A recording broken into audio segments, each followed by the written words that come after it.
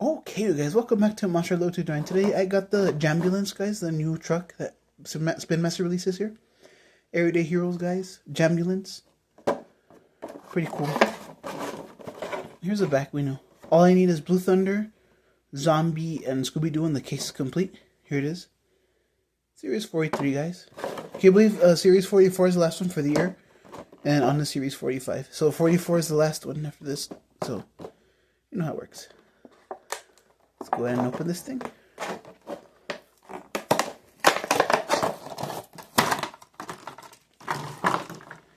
Ooh, okay, let me put the light on it. Hold on, guys.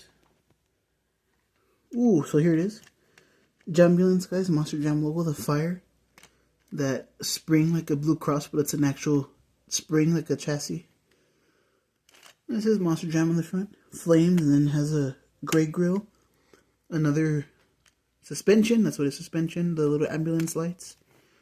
Orange on top. Little sirens, and then Monster Jam logo again. Jambulance. Pretty cool. Red rims and beadlocks. Black tires.